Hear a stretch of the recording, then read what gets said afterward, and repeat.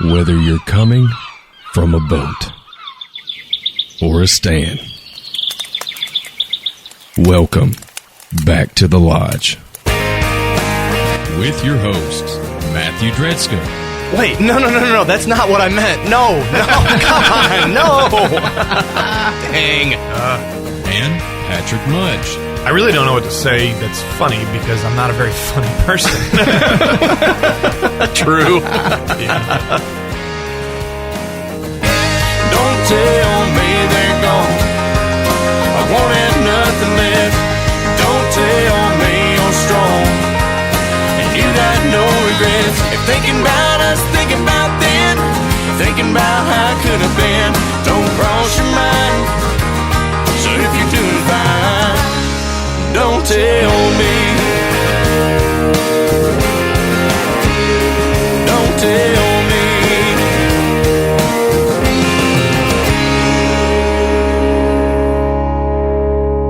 Back to the Lodge is brought to you by Icey-Tek, USA. 6:03 p.m. in West Tennessee. I'm Patrick. I'm Matt. I'm Nick. And we also have...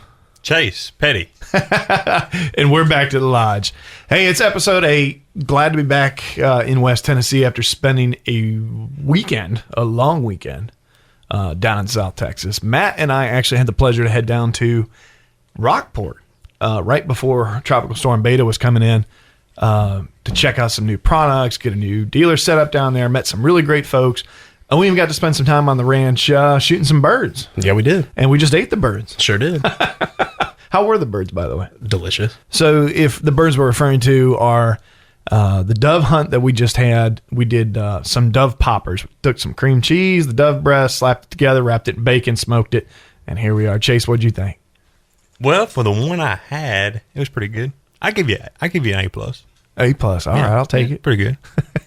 He doesn't get excited much, does he? Mm-hmm. He does. It takes a little bit of work. Yeah. So we got Chase in studio. Super blessed. Chase has been out there beating the living heck out of the Crappie Tour and taking some trophies and even some checks. Yeah, well, sort of. It's been an okay year. It's been an okay year. Man, yeah. you're out there kicking butt. I like that you're humble. But Team Icey-Tek. So we're going to have Chase in as a co-host today. And probably in the second hour, we'll kind of do our traditional interview and put you on the hot seat for a little bit because you're up here in the studio. So brace for shock. Matt, what'd you think about the trip? Oh, it was too much fun. With that storm coming in, we'd have cut it a little bit short.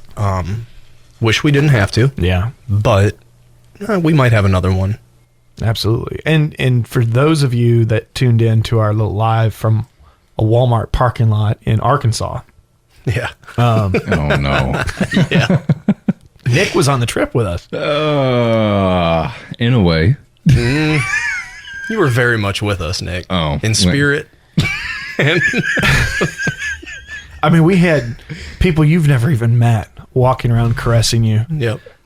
You were pretty popular, man. Mm. Why?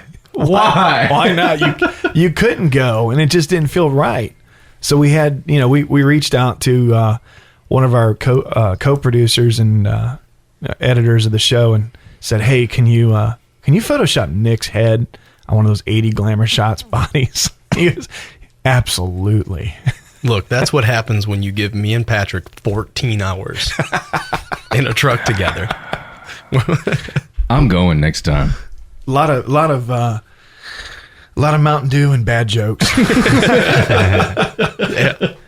But yeah, so Nick was with us on the tour this last weekend, and we're on one of the breaks. We're going to go ahead and post those photos Oh, no. to Facebook. So if you want to check out the pictures of Nick along the trip with us, go back to the lodge on Facebook.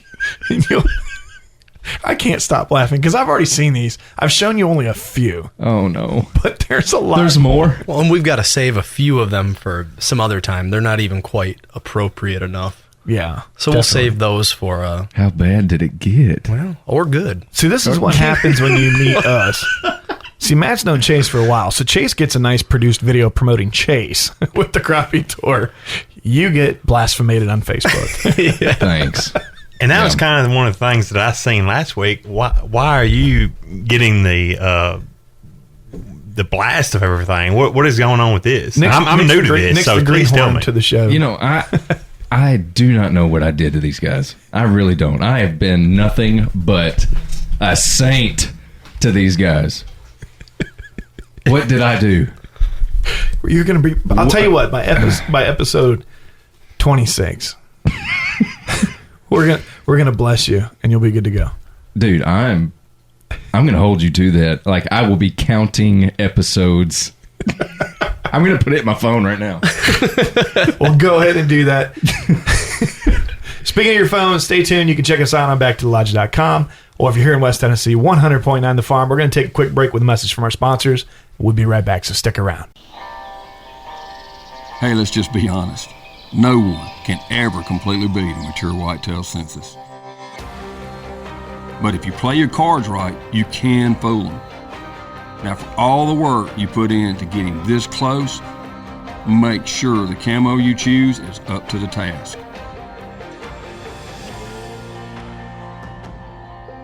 Mossy Oak, made for moments like this.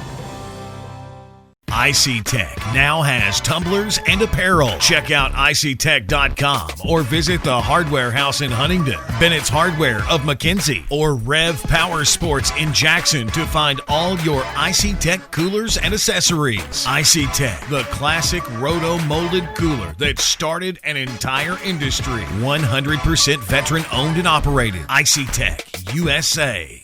100.9 The Farm.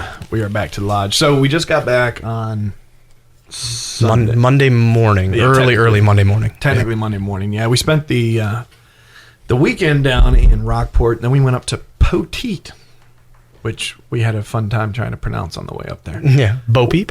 Where was one? Bo Peep. Some of them were not appropriate. Well, I didn't hear Dom say where we were going, and Patrick did. So about halfway there, I'm like, man, are we almost there? And he goes, I don't know, look it up. I said, well, I can't look. I said, I can't look it up. I don't know what it's called. He said, it's like Bo Peep. I said, there's no Bo Peep, Texas. So it was closer than whatever you said. I knew we were heading towards San Antonio. I knew that. So I just, looking at my map, start scrolling across the map until I finally found Poteet. And I looked and I said, is it Poteet? He goes, that's it. Because everything in Texas is like a 2 to 4 hour drive. Right. Hey, we're going to my backyard. Let's roll. It's like 2 hours later. We didn't see anything on the ride except for, what was that? 10,000 round bales of cotton. Oh, dude, it was in more a than that. line. It was. I couldn't see the end. Yeah. And you could, it's one of those places in Texas. You can see Forever. till the horizon crushes whatever you're looking at. And there were cotton bales as far as you could see. And then there was the windmills, which literally went way beyond what you could see. And I'm like, man, if we broke down right here, Yeah. Matt's going to be friendly with somebody. You got a purdy truck. Speaking of purdy boats, Chase, what's up, man? What's going on? Heard you got a new boat. Yeah, I had to get out of the small boat I was in and finally got a 21-foot canvas. Let's talk about what you were in. You were in that Oregon. Mm-hmm. Kind of describe what that would look like. Well, to some people, it was a nice boat. I mean, it was a nice boat. Solid. And but to go the distance when I was what I was putting it through, I just needed something bigger. It was just 1860. I mean, it was a big boat. Sure. But you were hauling in it. It wasn't no hauling in it. There's no telling how many miles I put on it. There is literally no telling how many miles. You jumped in there with a tiller and went how far when you took first few Oh, months? and the American Crappie Trail, 30 miles, 35 miles. That was one way, so that was 70-mile round trip. Me and Braxton. Had to bring fuel. Yeah. So I don't even know. Let's see, 20 gallons of fuel, 15 gallons. I don't even know. It was a lot. Matt, have you ever done 70 miles in a tiller boat? No, not in a tiller. I've done it in an airboat before. Yeah. But in that, we had to stash fuel for that too. And you're for also the moving tournament. a little quicker. But well, I don't know, 30. What did that boat go? I know. 25, 23? No, it went 32, 30. Okay. But which, looking back on it, how fast I go now. Yeah. And I knew as soon as I got a new boat, I was going to be like, I'm going to forget what this feels like. And now looking back, I mean, I'm going 80. I actually Sunday, I slowed down a chop. It was a big chop coming, and I slowed down to 30, and I said, I can't believe I used to go this slow. And I did that my whole life. I mean, my whole life I've been doing that. So, But your new boat goes how fast? It plenty fast. I haven't gotten over 65 yet. I don't know exactly how to. I'm still new at the whole. I mean, the first day out, I didn't know how to drive this thing. I mean, I didn't grow up with boats like that. Right. So, and now you got a hot foot instead of a. Yeah, which twist is like throttle. So much. I mean, I can drink like a Pepsi or something while I'm going. Yeah, and I mean, it's just nice. So you've upgraded from the Pinto to the.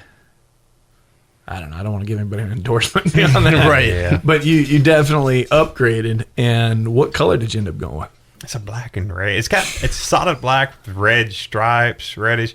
I mean, it's pretty nice. So now that you got the new boat, what is that doing for your confidence with the American Crappie Trail?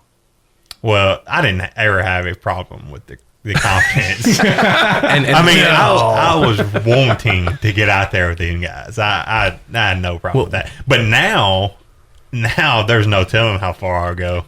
I mean, I told everybody, I'm like, you thought I was going far before. Sure. So what would you say, and look, everybody knows this. The show is presented by Icey-Tek. Mm-hmm. We are Icey-Tek. That's not a secret. And I know you got the Icey-Tek cooler, and you did give claim that it helped you tremendously. Mm-hmm. That's great. We appreciate it. Thank you. Mm-hmm. But the real question is, what do you think was really different this year from last year? Other than the cooler.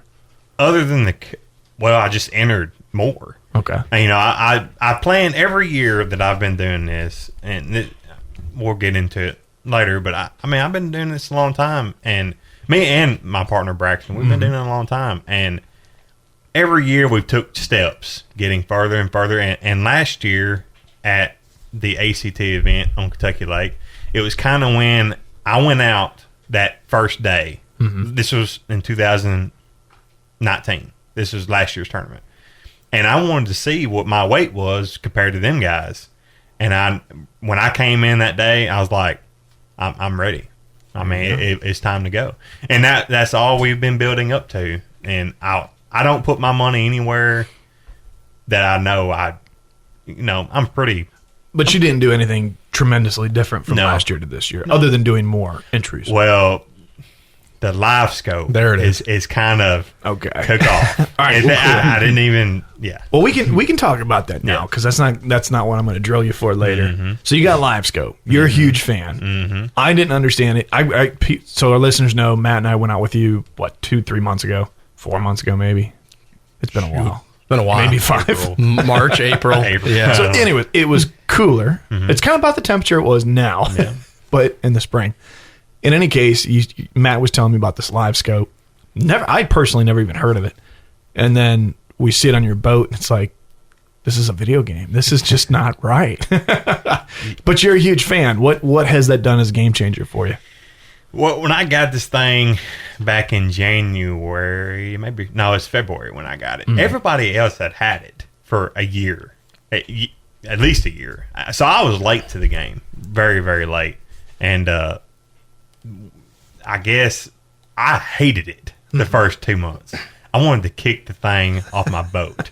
I mean, you're trying to learn too much at once. Sure. When you're taking all these years of you learning this stuff, and I had to throw it out the window in a matter of days to get prepared. And the first few tournaments, I got destroyed. I mean, and of course, then the whole quarantine thing happened and things changed. Sure. So, I mean, the steep learning curve, but to describe the live scope a little better, it's kind of a camera system, but it's not a camera. No. And it's showing you, it's technically 2D, but it is a 3D imagery that you can see, where fish movement is. And try to break it down, Chase. Like what, to the people, because, this is people around, some of the outdoorsmen around here in West Tennessee, they know what live scope is, whether they just saw it on YouTube or wherever.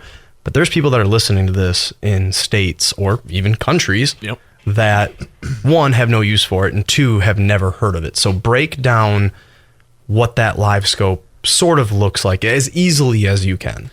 Okay, I tell everybody, you take your regular sonar, just take a down imaging, and you point it forward, and you're taking. Just imagine you taking a strobe light. All it is a strobe light. That's the ping that comes through the transducer, and pretty much you're taking a strobe light and you're flashing it in front of you. It's pretty much what it is, and it doesn't show you. It's not a camera. Some people are like, "Oh, this is cheating." This is a camera. No, it is not a camera. You cannot tell. With a lot of practice, right. It takes a lot of practice for you to get to know what fish you're looking for looks like.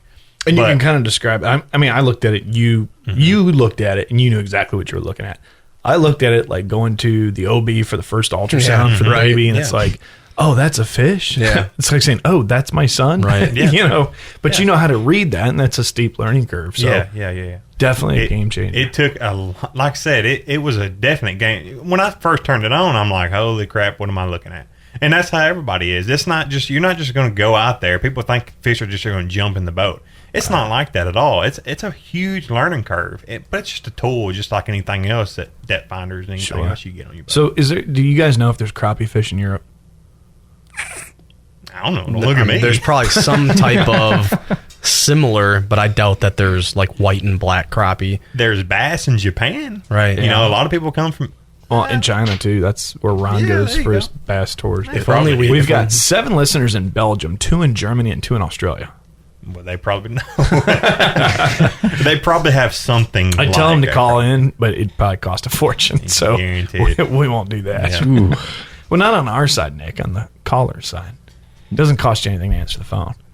Oh, okay. Now, if somebody called in from Belgium and it said, would you like to accept a collect call from? Don't. Then you're going to get in trouble, and then it will be your fault. And then we'll be back to episode 1. There are no crappie in Europe. Okay, so it's official. No crappie in Europe. I'm sure that somebody has flown some out there and stocked some private pond. So please, fact checkers out there, don't be like, oh, I know of this one spot in Germany. Well, and if you do, that's fine, but fly chase out there so you can go catch something. But hey, you can go other things in Europe. That's probably more fun on live scope. I mean, good Lord. One of them big what are those catfish? Welsh? Is that what they're called? The Welsh catfish? Imagine what them things look like. 500-pound tanks. It's a small submarine coming up. Oh my gosh. You can imagine some of the stuff that we've saw on the live scope. I mean, there's on the screen itself, it's got what? Oh, I thought you were looking at me. Nick does that sometimes. Yeah, I didn't. We ignore him. You can see footage marks on your screen, and there's some fish that come by your screen that's 5 to 8 foot long. You're like, what in the heck was that thing? Yeah. Yeah. You can see some wild. That would have been like some of the alligator guard down in Texas last weekend. Yeah. I wonder what that would look like. Just big green, or is it orange? Was it orange when we looked at it? Yeah, you can choose your color. Oh, you can. So yeah. just be like a big bright blur. Well, some of you can see their gut. You can see, you can you see can their actually tail. get Yeah, that you can see definition. their tails moving. I mean, you can see everything. Spoonbills, we saw spoonbills, and you can follow spoonbills around. So a lot of these people in Texas and Oklahoma, they're starting to snag these spoonbills, and that's how they're doing it. It's with live scope. They're making money off. For people that don't know, you have to snag a spoonbill. A spoonbill is a filter feeder, so they don't bite.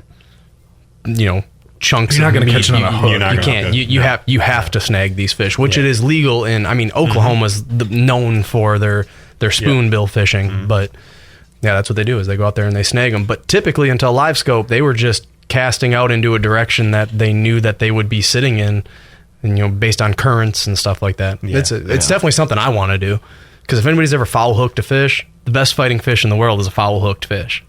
I mean, Well, man, you snagged a bluegill when we went out. No, I didn't. Yes, you did. No, I didn't. a big giant hook. I mean, my goodness. It wasn't on purpose. No, I didn't.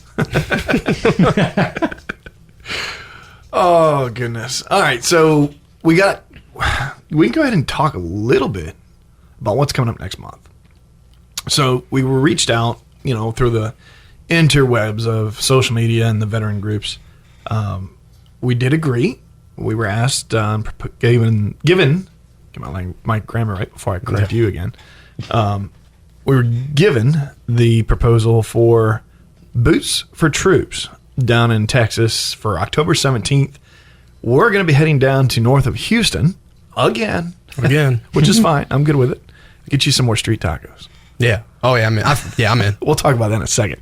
So anyways, we're going to be heading down there to cover Easton Corbin live in concert at a big outdoor venue to raise money for Boots for Troops. The event's sponsored by one of the local Ford dealers, Cavender's Boots. What was it, Hawk Optics? Hawk. There's a whole bunch of things. There's all kinds of sponsors. It's a big deal. How many? There's 6 artists or something like that. I think it's 4 to 6, somewhere around there. Some Easton openers. has, obviously, he's the headliner. So back to the lodge, we should have, back to Nick. The mobile studio should be ready to go. Our new one, brand new, that we'll be trailering down and doing live on location down in Texas. So more details to come. Stay tuned to social media. And we will make sure everybody knows where it's at. From what I understand, it's if you're down local, it's very affordable to go and have a good time. It's outdoors, huge open area, probably even bigger than the area we did our 4th of July. Yeah, it was a big Drake White. From the pictures I saw, it's a big area. Now, here's my question, Patrick. Which Nick are we bringing? That's a good idea. I didn't think about that. Yeah, I'll tell you what. Don't tell him I said this, but Glamour Shot Nick is cheaper than real Nick. I'm sitting right here. He fits in the back of your pocket, too. But I'll be honest, that doesn't matter which one's coming. They're riding in the trailer. Wow. You see what they do to me, man? I've never. Well, I will say I've been with Matt a few years, and you don't even want to know what has been spoken to. I bet you've had better treatment than this. Me though. and Chase have ran around the outdoors, everything from, what have we all done, Chase? We've bow fished, we've crappie fished, we've dove hunted, we've squirrel hunted, me and Chase have been running around for, my daughter is, so probably going on 7 years, or 8 years now, probably. We've been running around. I knew you before your daughter was born. Yeah, before my daughter was born. Mm-hmm. I was getting you through school. That's when I got you through school. And I'm not going to get into this. This is a long-standing argument that me and Chase have had. Wait. Chase, so you've put up with him for 7 years? 8 years. Yeah. And he's still around. Yeah. Why in the hell did you show up tonight? I honestly don't. I don't even know what to say because he kind of talked me into it. He kind of coached me into it. Look, travel with Matt is one thing. Being outdoors with Matt is a whole nother because the crap talking starts. and once he starts, you can't help but partake. You have to. And I've honestly, the guys that I used to hunt and fish with, it was like, hey brother, miss you. It's been a while. With Matt, it's like, can I shoot you? Kick your butt. You're gonna miss. And like I said, we weren't counting in Texas, Patrick, but whose team shot more doves? Shot or killed more doves? Whatever. It only counts if you get it in the boat. Well, we weren't dove hunting in the boat. That's a saying. You definitely killed more doves. However, I had artillery fire next to me. Oh, here we go. Here we go. And not to mention, you shot at me 3 times. The shot fell within 7 feet of me twice. He was 200 yards away. Barely. If I shot straight at him with 2 3/4 inch, 7.5 shot, I couldn't have hurt him if I tried. 200 yards. Yeah. You're done measuring fish. That was no 200 yards. 100 to 150 maybe. And it wasn't me shooting that you are. We're not going to get into that on the air. I heard, cover your ears. Cover your ears. I hear douche. Yeah, and then all of a sudden I hear all through the bush. I'm like, that's right next to me. Then I hear another shot and it's in the water right behind Dom. I'm like, I turned around and looked at you. I'm like, stop shooting at me. I didn't sign up for this. And Matt's like, that wasn't me. I got a rabbit. I did shoot a jackrabbit. He shot this jackrabbit like 5 times. That was tough. A tough little bugger. I saw that thing on Facebook. I didn't know it was a jackrabbit. That's a jackrabbit. Yeah, open season. Yeah. Matt's just doom, doom, doom. I'm like, dude. It probably took that many shots to kill that thing. He needed a slug. Again, 7.5 inch, 2 3/4, and the closest shot. Well, when I finished it, I was so close when I found it again that I had to back away to finish it. But the 3 shots that I took leading up to that shot, I wasn't any closer than maybe 75 yards. So, you're only getting, 1, maybe 2 pellets at that point? I can definitely outrun that thing. Well, Matt was having a hard time keeping up with it. I got it. But, it was definitely a fun time. And I made the mistake, and I didn't have a pair of snake boots with me, so I wasn't retrieving my own birds, which I felt kind of girly about that, which that's not a stab at women, but I felt wussified, and I couldn't go get my own birds. So I ended up kind of over by this oleander that was off to my right, and I just kind of squat. I'm so tall, so if I don't like squat down real low, the birds would come in at the mojos and see me and be like, peace, we're out. So I'm squatted down, and I can only see now with the oleander to my left and right. I've got about a 30-degree point of view. Yeah, probably about that. And I love Dom. We met Dom down there. Love the guy. Super, super great guy. But he's a fast shot. And if he could have had a street sweeper, he would have gone through a box of rounds in the first 5 minutes. It was 3 shells for every bird. And he would turn and just... Yeah, it was quick. Okay. Like full auto almost. Y'all doing some way different dove hunting than what I'm used to, because you said snake boots. Why y'all have to there's rattlesnakes Diamondbacks, everywhere man. down there. Diamondbacks. Everywhere. We were fortunate to not see one, but I wanted to. I wanted to find one, but I had my But we snake didn't even boots. go looking. I mean, that's how bad it was. We're like, nah. But Chase, it was one of those, I think we killed 42 birds or something in 3 hours. So it wasn't, but what was nice about those is, Chase, we've dove hunted quite a bit together over the years. The doves wanted the robo.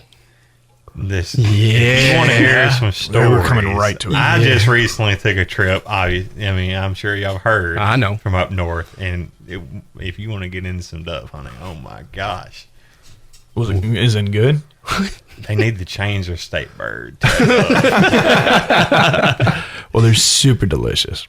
Yeah. Well, speaking of hunting with the North and all the different camo changes, let's go to our sponsors. We'll be right back. You're listening to Back to Lodge on 100.9 The Farm.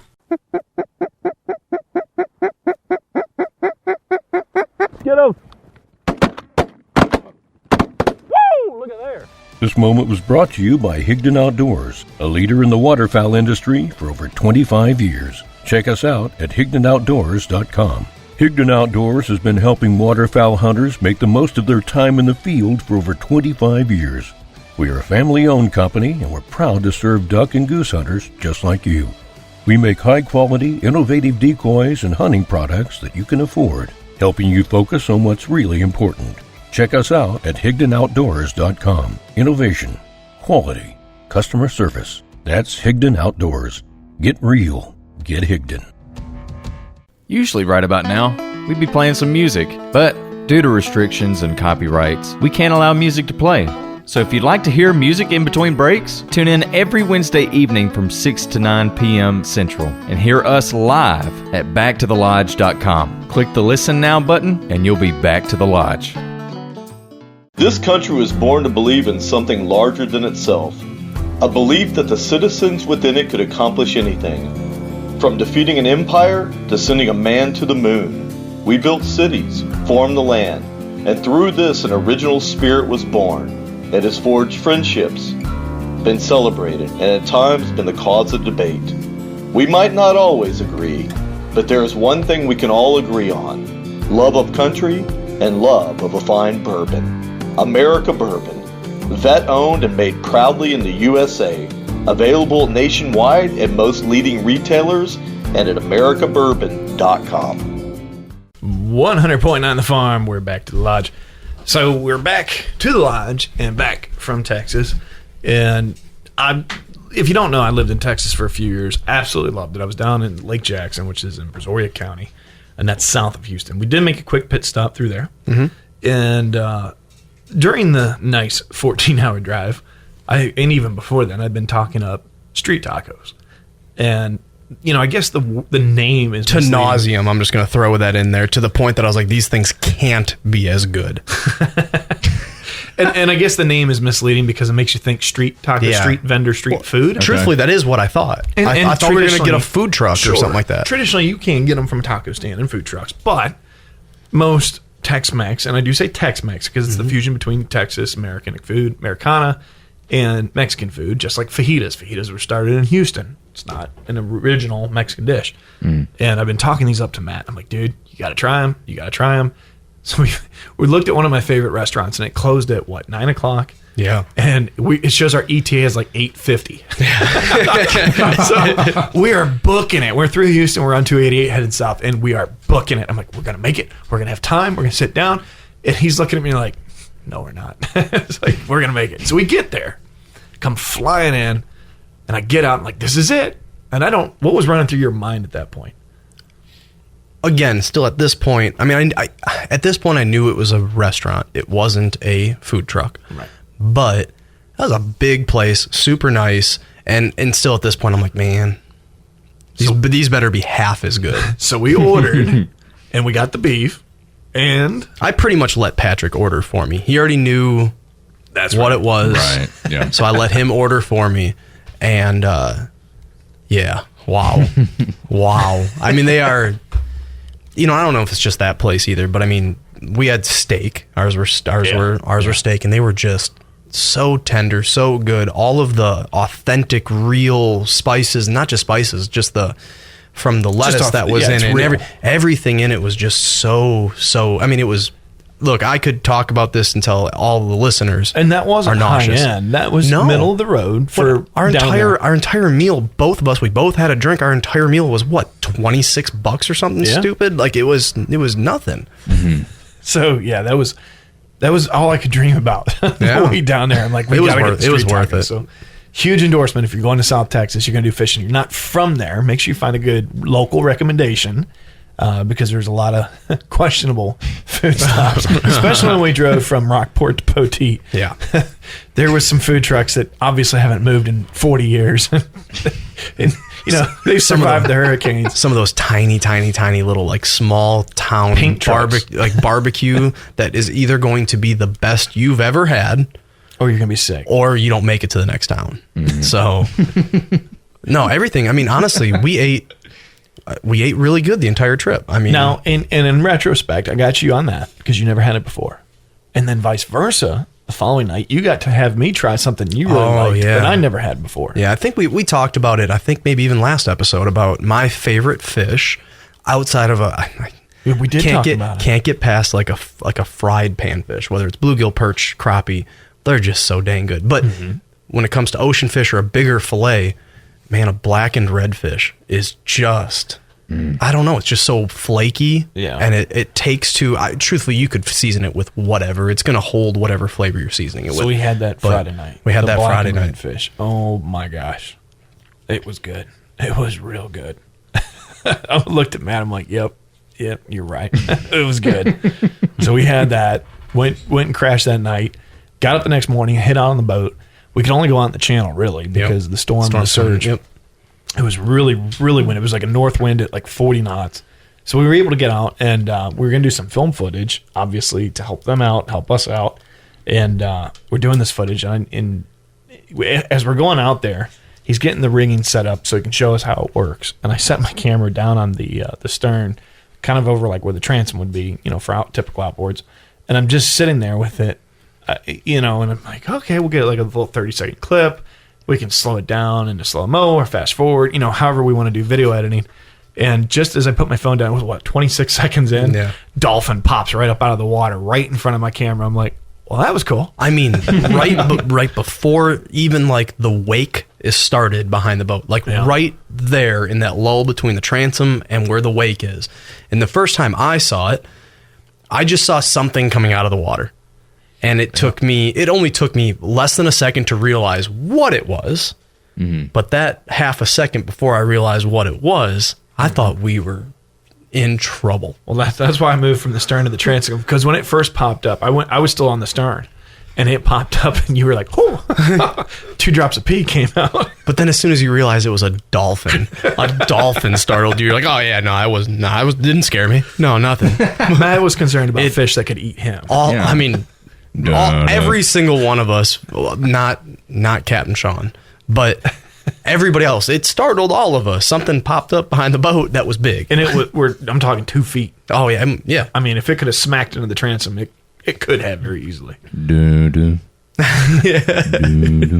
But apparently, according to Captain Sean, that happens all the time. Like, they really like that spot right there where they can sort of coast with the boat. Right at the prop, dude. Yep. I mean, right at the prop.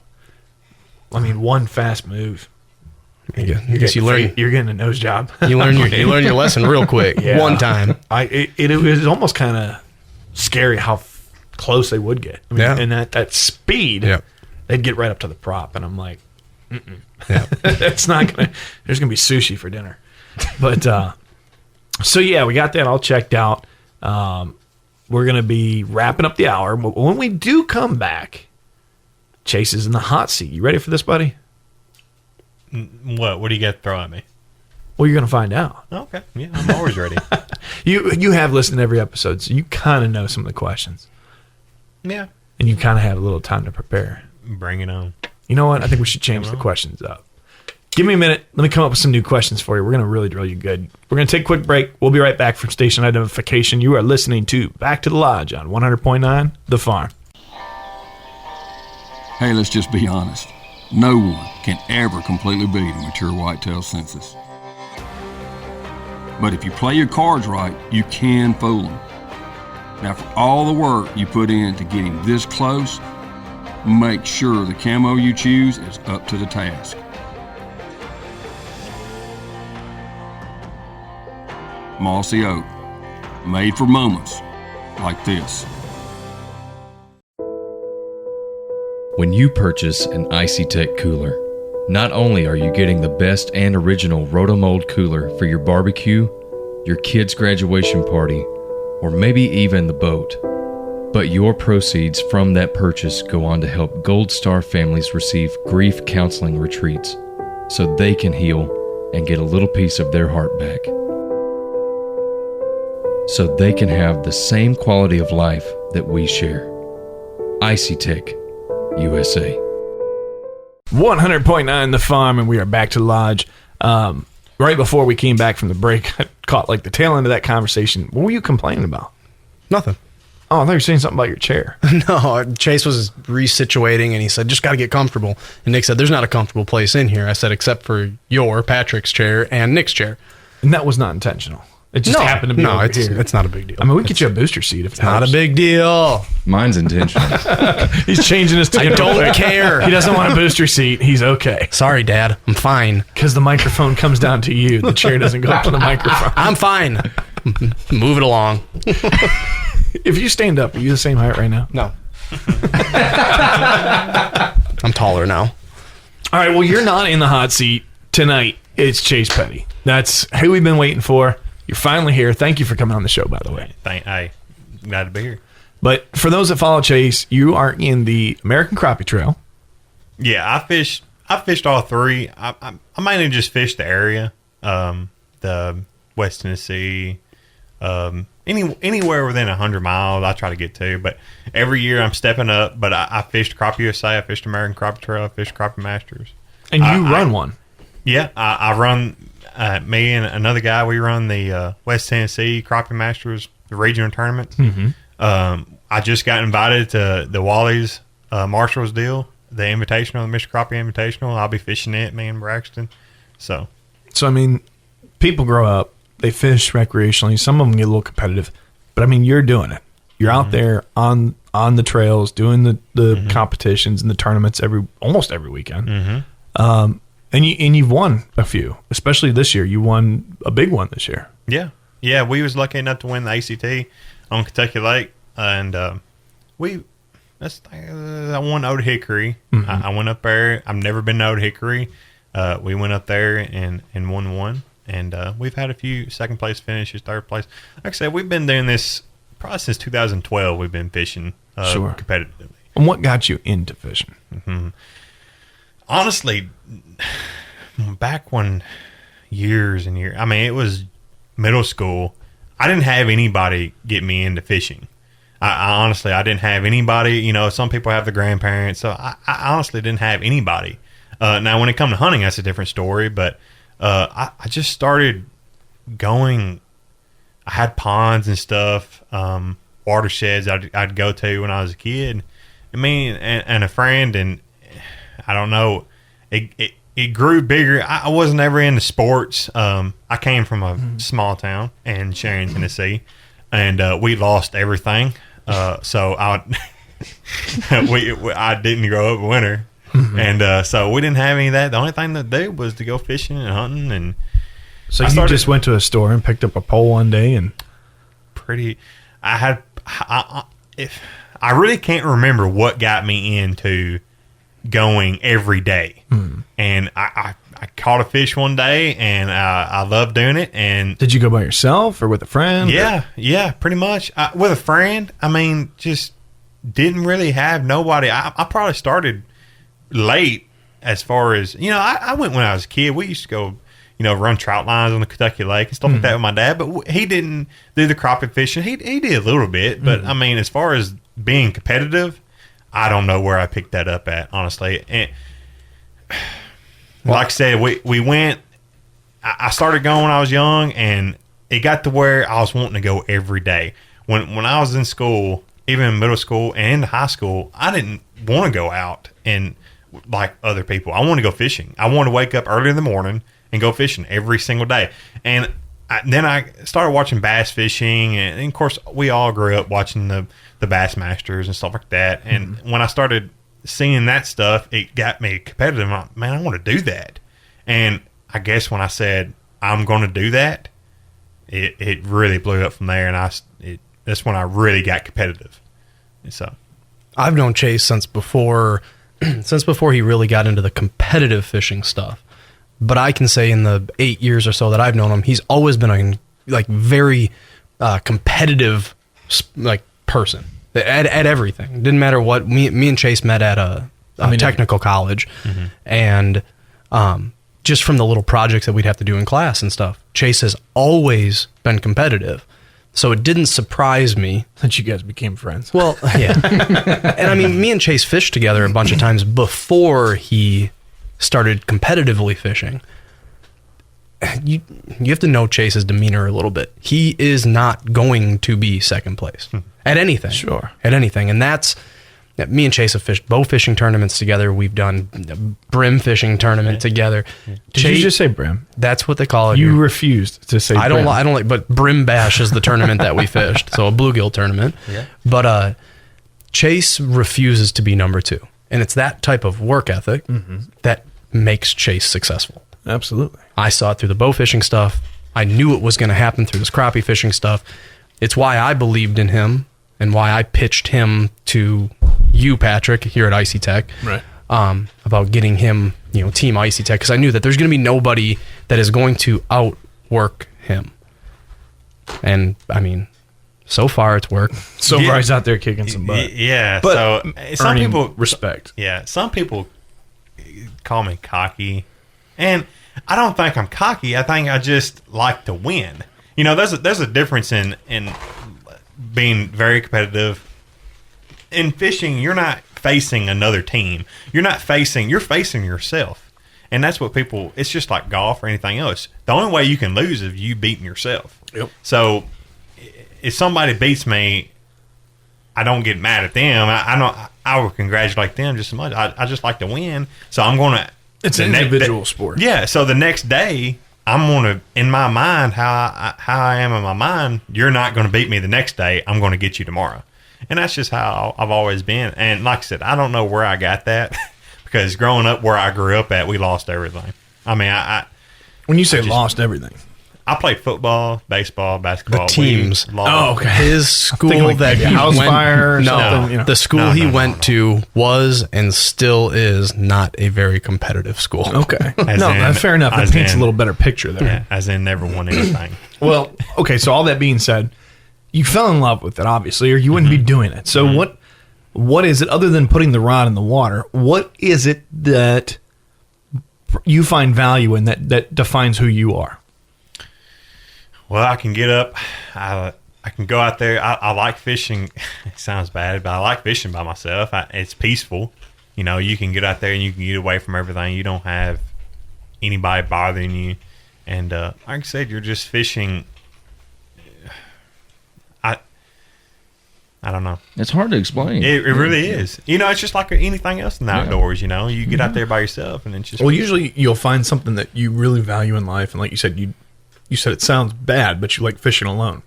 Yeah. Is that maybe the way you are able to focus and collect your thoughts? Probably. Yeah. I mean, anything, and my partner Braxton, he can tell you that I'm not an easy person to be out there with. Like anybody else, it'd be bad. Because I mean, did you say you fished with Matt? Well, that's different.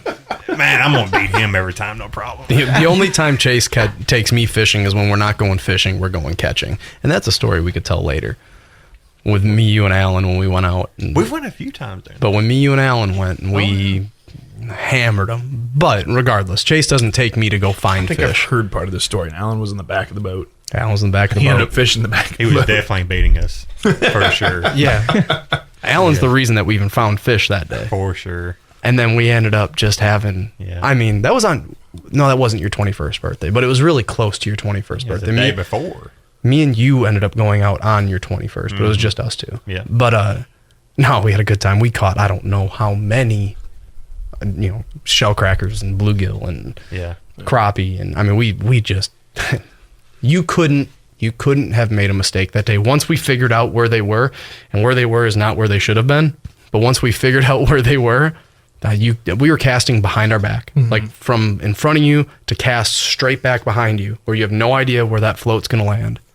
And by the time you spun around to see where that float landed, it was gone. I mean, it was... Yeah. And on the flip side, so I've been guiding crappie fishing on Reelfoot and Kentucky Lake since 2016. And I really enjoy that. So it's not that I enjoy fishing alone. When you go guiding, I love watching people catch fish. And with the live scope and everything, it's made it even more fun. But I love teaching people how to do it. I love bringing people out of the lake, showing them the lake. I like people showing just when we get done fishing, hey, let's go around the lake. I'll show you around the lake. And it's the same way.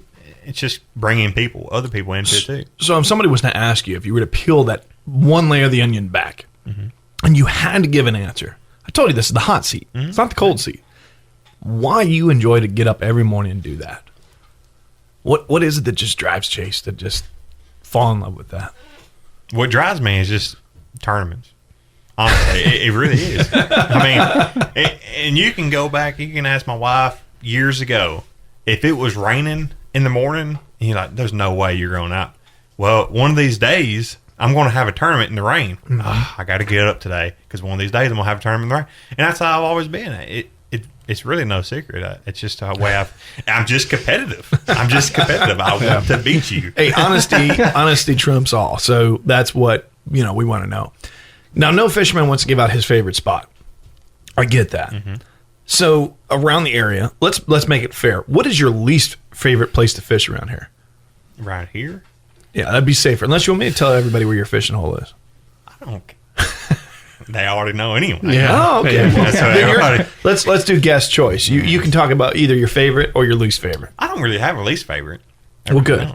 But my favorite is still going back home, going back to Reelfoot Lake.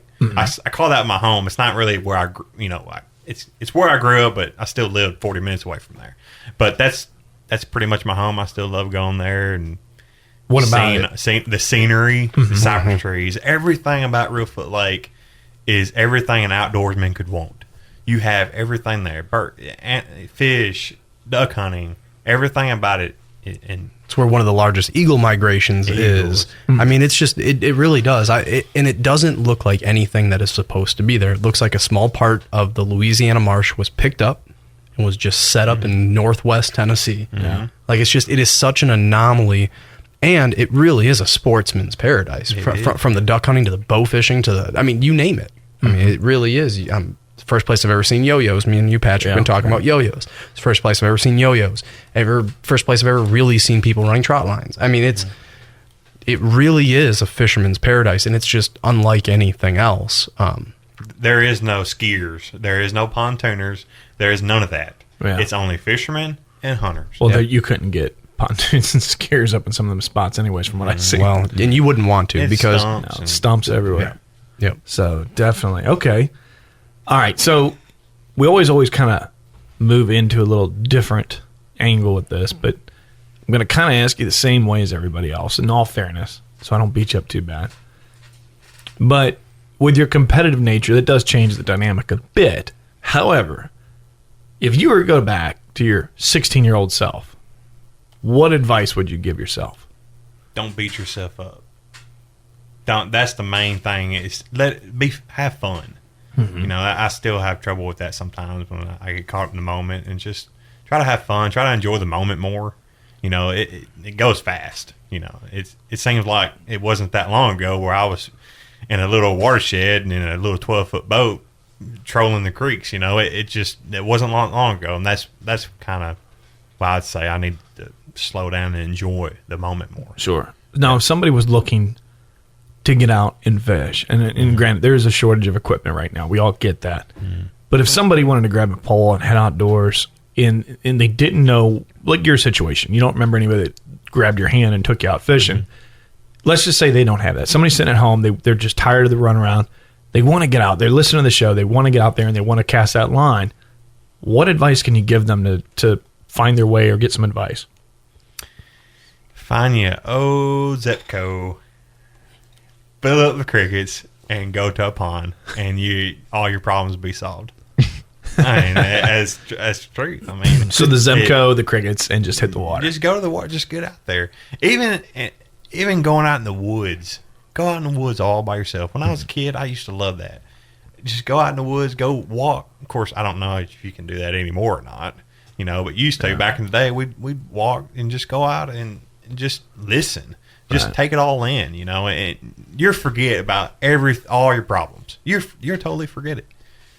I think, you know, for me, being in some, you know, we're obviously in stores around the country, and we've all visited the outdoor stores. You've been to the biggest ones. You've been to the smaller ones.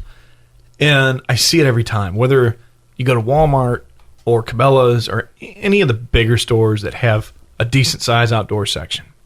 And a young kid who maybe just started driving, boy or girl, they're walking down that fishing aisle, and they just see rows of poles, rows of lures, rows of hooks. And they're done. They're done right there because they're so overwhelmed by such a wide selection. And there's nothing on the tag that says, hey, this is the catfish section. This is the perch section. This is the crappie section. They don't know. And I see it all the time. And I encourage people, when you go to the store, if you know anything about fishing, you don't have to give every little secret and hot spot away. But if somebody looks genuinely confused, they're buying an 80-pound test line for a Zebco, stop them. I mean, really help them, because if they buy the wrong stuff and they go out there in the field, they're going to be so frustrated it's not going to work, and they're done. You didn't help them. And I can't think what I would have done, because I did have family that took me. My grandparents got me into fishing.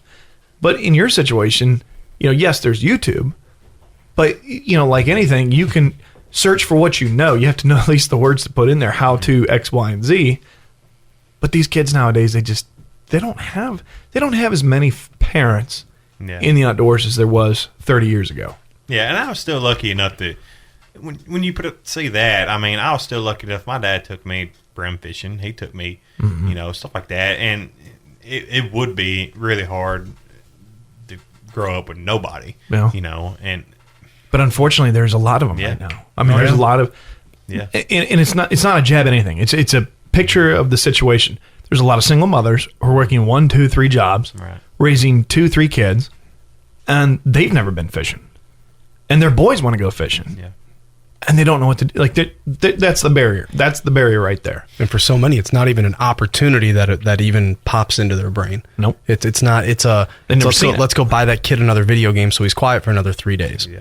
It's not I could invest a third of that money into a fishing pole and send him down the road to Johnny Ray's pond and let him go, you know, cast a float. No, it's an issue today. It is. So for somebody sitting at home, Chase, going back, and now that we kind of get more on the topic in depth, what advice would you give that kid who's listening and wants to put the pole in the water? Should they go on the internet? Should they reach out to someone? What would be your advice? Well, you can certainly go on the internet. You know, that's no problem these days. Reach out to somebody. With social media right now, all you got to do is type in fishing, and there is somebody out there that is. There is no stopping point to how much reach you can get if you're wanting to get outdoors, especially with all the stuff we had now. Back then, I didn't have I'm pretty young, but I didn't have social media then. Sure. But I just lived in an area with a lot of outdoor activities right at your fingertips. Right. So, do you have any websites or social media where somebody could find you and ask a question? Yeah. I have Facebook. I have a personal Facebook page. Everybody, you can message me on there. I have an Instagram. Because crappie is, I won't say completely national, but it's fairly national. Yeah. And if somebody wanted to go out and crappie fish or panfish in general, where could people reach you at? You can find me on Chase Petty on Facebook. I have a personal page. I don't have a fishing page yet. And you can also reach me on Instagram and message me. Petty. Yep, just like Richard Petty and anything else. Yeah. You like that, don't you? Yeah, it's hard. It's easy to tell people what it is. Well, his dad is sort of in the, or was, I don't know if he still is, but was sort of in the building of race motor. Nice dude. So, the Petty name, and then then Chase's dad is building motors. I'm sure that he got more of the Richard Petty questions. But we'll make sure that when we have this ready for podcast, that in the show notes that we have something in there about how to find Chase. And maybe we can get on Chase, because we're going to be working with Chase. Maybe get on Chase to kind of put a little website together and where kids can reach out and get some information. Yeah, just absolutely. pre-record videos, because I think right now guys like you have a great opportunity to leave a legacy behind. And unfortunately, each generation, we're getting less and less fishermen. COVID's changed that a lot. COVID's pushed a lot more people outdoors. But as Matt and I have seen, it's pushed a lot of people outdoors have no idea what they're doing, and sometimes can be a danger to themselves or others because they don't know what they're doing. So, especially in the hunting space, this is going to be a very interesting year for hunting, I think. And I hope and pray for everybody's safety. But I think, you have a great opportunity to help the next generation. And we'll do whatever we can to help with that as well. But you're not off the hook yet, buddy. So you are a member of Team Icey-Tek. And you used the Icey-Tek cooler this year. But something really miraculous happened in your tournament where you took first place that nobody else really was able to do. And what was that? Keep them alive. And why is that so important? Well, if they show up dead, they're not going to let you win them. But explain why crappie are harder to keep alive. Explain that. Like, why are you using a cooler when I look at all these bass fishing tournaments and I don't see their fish in a cooler? Yeah, so crappie, they can't have running water. They don't like running water. Bass, you can put oxygen and run an aerator. You can your pumper systems through a bass boat. Through the live well. And I'm not saying bass are easier to keep alive, but they are. Sure. It's just nothing like crappie. Crappie they're very finicky. It doesn't take much. You can touch a crappie and kill it and not even know. You can touch his slime. He can lose too much slime and kill it. And what the cooler allowed to do, number one, was people don't realize was the weight. There's plenty of cooler brands out there, and Icey-Tek really destroys them in the weight. I'm not going to get into that. Meaning lighter than everybody else. It's very light. And I don't know the details of what y'all's coolers are made of. I don't know that. High density polyethylene. Yeah, that's what I was going to say. Yeah. Closed cell, high density, grade A That's polyethylene. exactly what I was thinking. But it helped me. All I did, I didn't run any oxygen. I just run really simple. I thought you were. No. Oh, okay. No. He does in his bait box, which is also an Well, I run the bubblers, Mr. Bubblers. Right. It's a Mr. Bubbler system. Okay. It just pumps out bubbles. But you were talking about doing an O2 system. I was, but I ended up didn't. You didn't even have to do that. Nope, I didn't have to do it because all I did. You keep the water cool. Luckily, all of our tournaments, because of COVID this year, was in the summer. So I was really going to be able to. Everybody was going to be in the same boat, and no pun intended.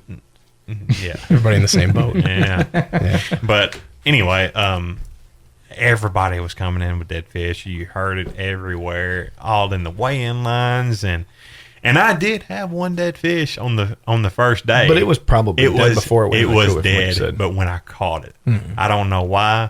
It was just June post spawn. I caught it. I laid it in my hand. Right when I caught it, I told Braxton, I said, "This fish is gonna die. It's not gonna make it."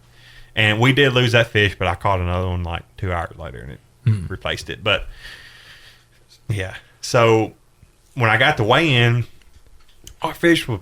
I mean, they in the water, keeping the water cool, and you got to put ice on these fish. You got to keep the water temp. When they're down 14, 15 foot, and it's just like bass fishing too, that water is a lot cooler down there. Right, that's what thermoclines, people, and that's what people don't understand is at the bottom, it's probably 10 to 15 degrees cooler at the bottom. And that's where these fish are. So keeping your cooler cool, I didn't have to put much ice in it. It kept that water. And I think by not putting a lot of ice in there wasn't as much chlorine to get out of the ice. Sure. So we still treat our water, but I didn't have to treat as much. With a ton of ice. Yeah. With a ton of ice. I didn't have to treat that much. The water kept cool. So. And that's crazy to think about. The chlorine content in your ice affects the crappie. Yeah. I mean, that's finicky. At one point, you were saying something about, Matt, I believe that the blue of the inside of this cooler is making a difference. It looked clean. I mean, the water used to before I had a problem. When I got a hold of Matt last year and I needed this problem solved, I had a lot of dead fish last year. I needed to do something about it. I saw a problem. I needed it solved. And when we got I was noticing these guys when I get into the weigh-in, their water was clean, as in the slime wasn't falling off their fish. And I don't know, we couldn't understand why. And I started researching, and it was the cooler. I needed a cooler that protected them. Sure. Crappie, and bass are the same way. They have a protective slime on it. You can rub that slime off your finger and it can kill them. Sure. That's what protects them. Well, the only thing I can guess, because Matt did tell me about this, and you had said when you use the Icey-Tek, the fish didn't lose their slime. Like it stayed on them, and the water stayed clean. And the only thing I could think about with this, and I actually hadn't even told Matt about it yet, was with the Icey-Tek being a 2-skin, the inside skin of that cooler doesn't have extra dyes or coloring to it. The other thing that we do is we flame finish the compounds. That's what gives it that shiny finish, but it really kind of seals in that color. Well, without having the dye on the inside, there is no chemical dye in that compound, even though you're not going to see it in your water.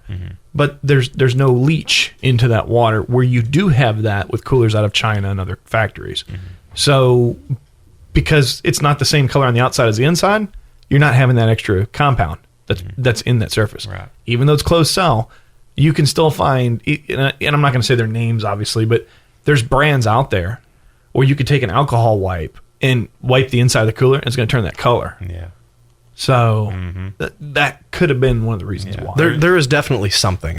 We haven't done a whole lot of scientific research, but like Chase said, with how clean it looks. When I showed up to a tournament, you had, I don't know, a month ago, something like that, when I saw you up at the weigh-ins, he opened that cooler and it almost glows. That water in there is just dancing. That Caribbean water. Yeah, it's like, that Caribbean blue water. It is. And it's cool.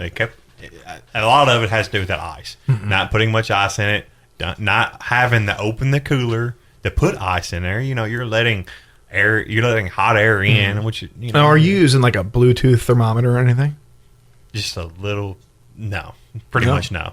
Okay. As long as I can keep it about 10 degrees cooler, I'm not using anything scientific. Most people, they just use a little pool thermometer. And that's all we use. I didn't know, maybe like go get one of those like little Bluetooth grill thermometers and stick it in the inside, and you can just check it on your. I guess you could. Let it beep when it gets to a certain temperature.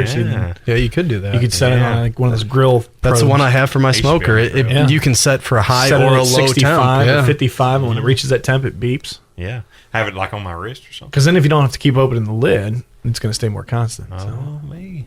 I like that. Why'd you have to say that on the radio?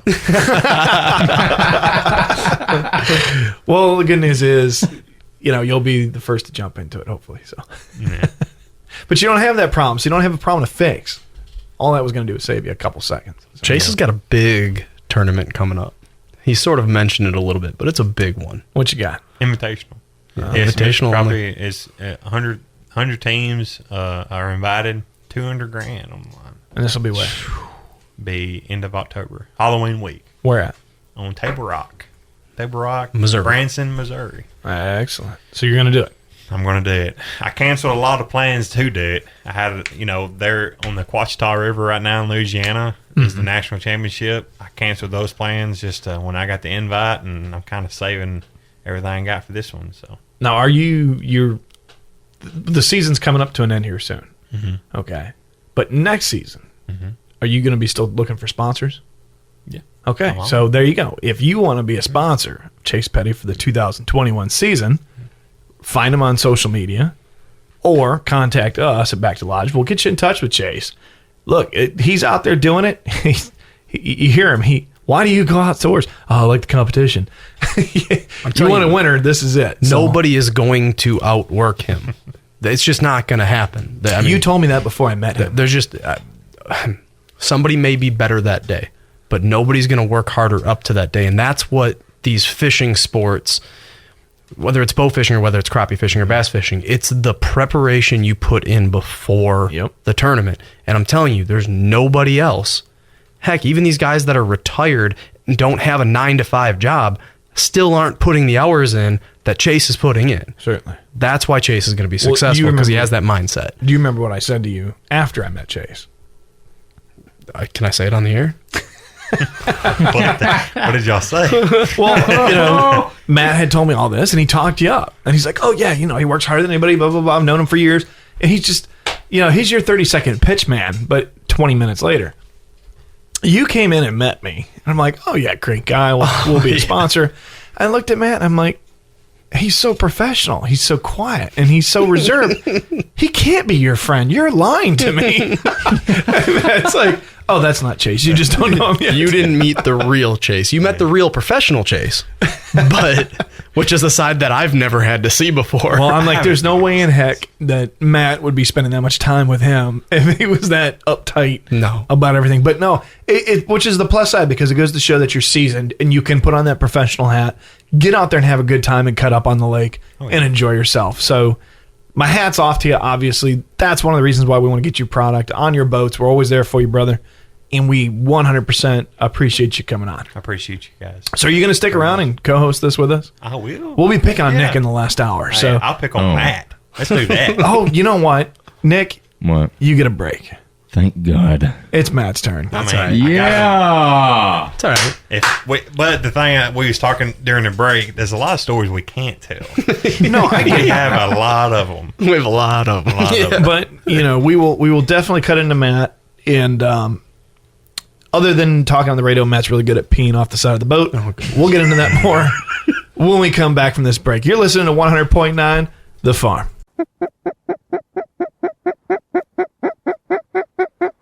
Get up. Woo! Look at there.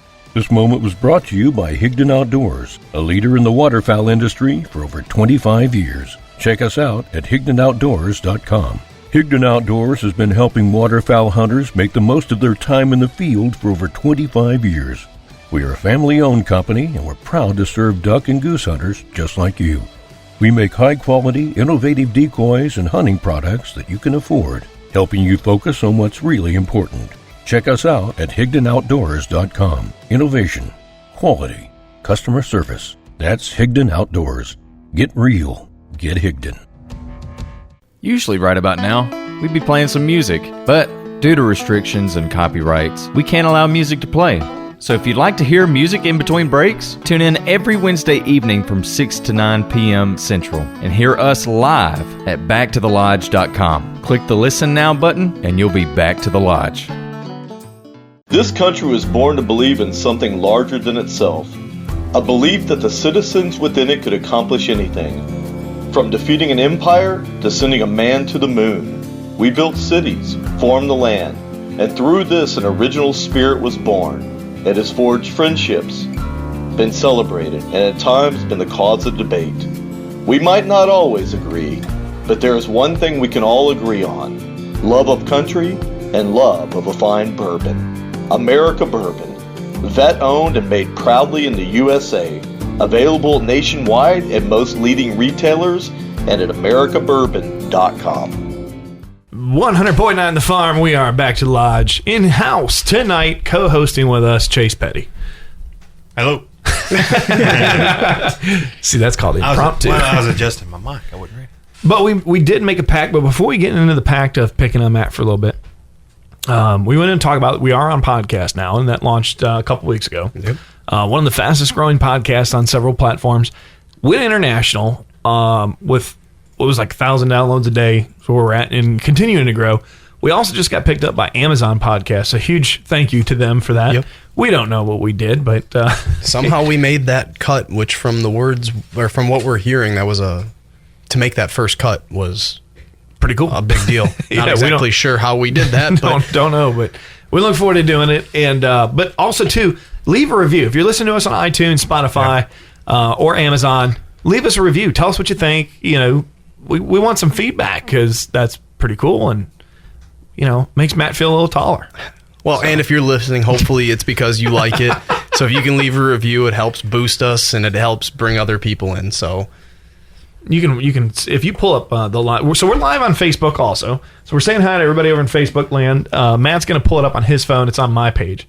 You can check us out on backtolodge.com and also Back to Lodge on the Facebook page. But Matt's going to have it on his phone so we can see the comments because we have to put the camera behind us in order for this to work. So we're going to make it work and Matt can see everybody joking. But now we're going to spend a little bit of time. What time are we at here? We got to take a break in a little bit. What time, Nick? What time we got to take a break at? Let me pull this up. And if you don't know Nick is the Let's see. We got to take a break at 7:52. 7:52. So we've got, you know what? We're going to hold it for the third hour. Yeah, Chase is like, we need more time for this. So, we're going to be eventually going to video. You'll be able to see the show live on your screen, whether you're using a mobile device or your computer, and be able to check us out, not only from here in studio, but we also have another new studio. That's right. That's being built right now. And then we'll be also on the road and live streaming from on location next month, October 17th. Mm-hmm. We'll be down in Texas covering Easton Corbin and the Boots for Troops concert down there. We look forward to that. That should be fun. We still don't know which version of Nick is going to be there. Oh. It could be Nick on a stick. Or it could just be Nick.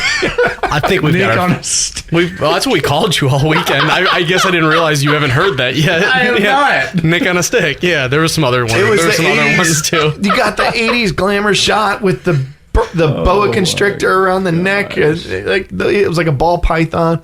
Dude, it was super sexy. Nobody loved it except for laughing. It was a great time, and we're so glad you were there. Yeah. We're hoping to bring the real one with us this time, but if you can't, well, we're bringing Nick on a stick. You will be there. Maybe we can even get Easton to hold up a picture of you. And oh no! Yeah. No. Maybe take you on stage. I don't know. Where is Nick on a stick right now? At the shop. I saw him at the old shop. We probably should have brought that tonight. Yeah, we could have. We should have. Yeah. I'm glad you didn't. We probably shouldn't have it within 10 feet of Nick. No, he's going to rip it up. He's not allowed to. He will be fired. Yeah, so see, you can't touch Nick. Wow. Nick, you can't touch Nick. I kind of don't want to. After some of the things that I saw Keep this weekend, you don't want to. Oh, let's just say Marriott Group knows who you are now. Yes, they do. God. There will be a video. There will be a video. I'm just going to warn you now. There's going to be a video. I really hope that they don't have to see me in person. Well, if you know what was episode 3? If you would have just had enough votes, Nick would have just taken a Glamour Shots photo, and this would have been over. Oh, no, it would not have. Okay, he's right. It would have resulted the same. He's exactly right. This is true. This is true. Maybe even 10 times worse. No, not worse. Oh, I don't know. More fun. Because if it was an actual, like, real deal Glamour shot, you probably would have printed out like a body size. Do you know how? We printed out as big as Walmart would let us print out. That's the biggest that was available. That's the biggest we could have. But you know how we wrapped the trailer. Okay, you saw that. Yeah. Okay, we have Matt on the back of the trailer, and that was the best idea I could come up with to get attention was, we'll take a picture, it looks like the back of the trailer's open, and there's Matt holding up a tumbler, waving to cars. And I took it perfectly, it took a few takes, but we got it perfectly square with the back of the trailer. And I'll share it on Facebook so everybody can see it, because it's done now. And I'm like, that's a great idea. Well, the guy that did it, Jeff, who does an amazing job, goes, I give it a week before someone takes a Sharpie to Matt. If you take a Sharpie to my trailer, you're going to have to deal with, well, Matt. But in any case, there's still more we could do to you, Nick. Oh, yeah. We could definitely get some more wraps done. No. So y'all really put you on the back of the trailer? Yep, I'm on the back of the trailer. When you're driving down the road, it looks like Matt's falling out of the back of the trailer waving. Was that his idea? Or? No, it was Patrick's. It was my idea. It was Patrick's idea. What were you thinking? Well, number one, people will slow down because they don't want to get close to Matt. Do you want to sell a cooler, though? Well, they won't let me within 500 feet of a school now. But he's got it. Yeah, there it Here, is. go show Facebook Live, Matt. You're closest to the camera. That's the back of the trailer. Oh, It's not open. it was open. No, the trailer's closed. That's Yeah. That's It's pretty closed. good. I thought it was creative. Okay, I thought it was. That's pretty good. That's honestly, that's pretty good.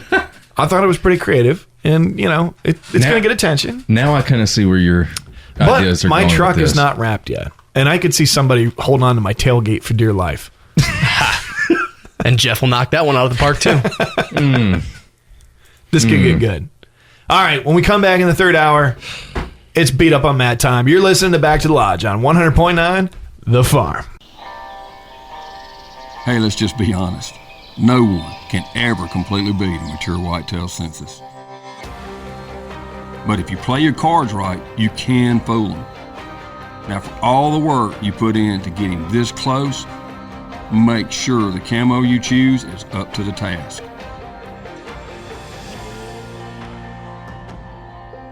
Mossy Oak, made for moments like this. Icey-Tek now has tumblers and apparel. Check out Icey-Tek.com or visit the Hardware House in Huntington, Bennett's Hardware of McKenzie, or Rev Power Sports in Jackson to find all your Icey-Tek coolers and accessories. Icey-Tek, the classic roto-molded cooler that started an entire industry. 100% veteran owned and operated. Icey-Tek, USA. 100.9 The Farm. We are back to the lodge. We have in-house again, as we mentioned, co-hosting tonight. What an honor, What's up, Mr. guys? Chase Petty. It's like being introduced as Richard Petty. How's that feel? I've been hearing it my whole life. I like. You've been introduced like Richard Petty your whole Well, life? not that. What's the other? The Tom Petty. You're And Tom forgetting. You're Petty. just forgetting Yeah. Tom Petty. R.I.P. Like what the? Fair enough. All right. So, Chase, you've known Matt for 8 years. I have not.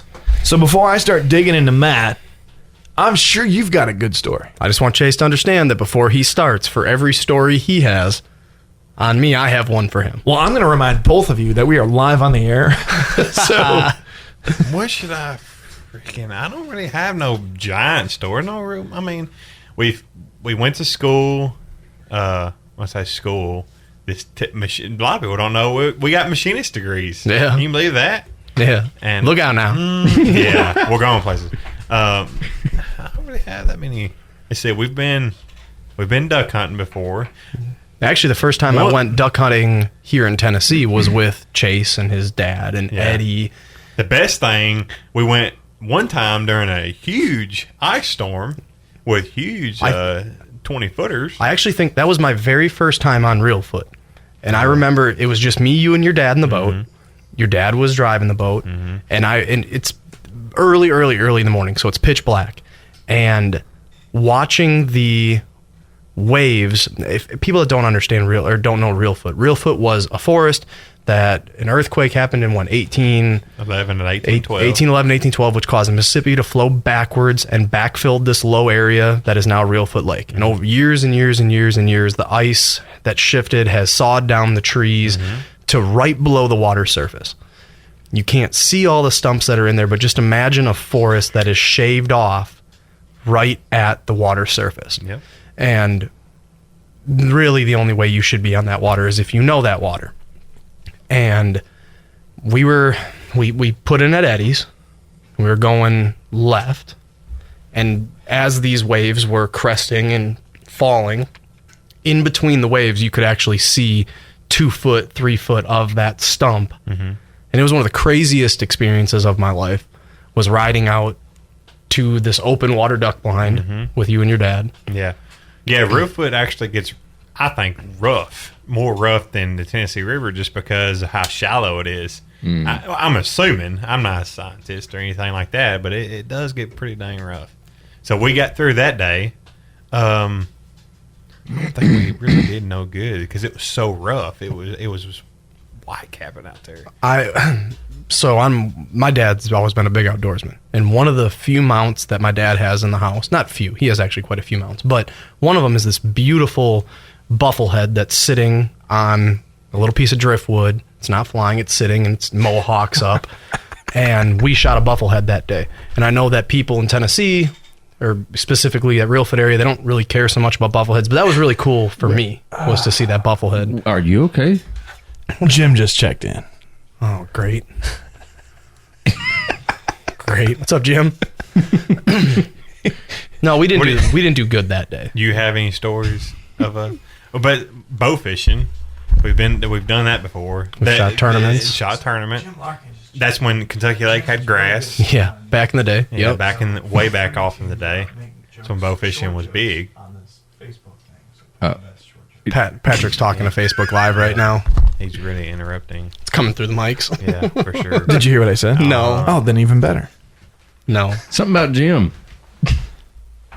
I just encouraged everybody on the Facebook Live to go ahead and put their best short joke in there. Oh, Like, go ahead. Oh, Jim's good at this kind of stuff. We really don't have any stories that need to be on live. Because everything that I'm thinking of is like, I can't say that. I can't say that. Well, there was that one. Oh, we can't say that because we was doing this. Yeah. So, oh well. For another time. Me and Chase have had a lot of fun, and not so much fun, because there was a time where me and Chase weren't duck. I am not the world's biggest duck hunter. I enjoy going out there because I enjoy being outside. I enjoy being with the guys, that kind of stuff. Now, Chase, just like crappie fishing, is as competitive with duck hunting. And there was a time where I was set up, we're not going to say where it was, I was set up 400 yards, maybe 300 yards from him with a couple other friends. And Chase didn't like the way that we were killing ducks. Because they wasn't. And Chase was trying to set a world record that day. That weekend. Yeah, we're going to say that. We're not going to get into that. We're not going to get into that, but Chase was trying to set a world record, and Chase didn't like what we were doing. So me and Chase got in a real good argument over the phone, to the point that I threatened to come up over the levee at him. Yeah. And me and Chase have had highs and lows, never to the point that like we didn't talk the next day. No. We always talk the next day, but just like with anybody, I'm super competitive. Chase is super competitive. You put two people like that against each other, and we've had our. I haven't had to hit him yet though. He's probably wanted to. What did Jim say? Oh my God. I gotta see that. if anybody is curious, well, you'd have to be friends with Patrick on Facebook to see it right now. Well, then share it. I did. Can you share it to Back to the Lodge?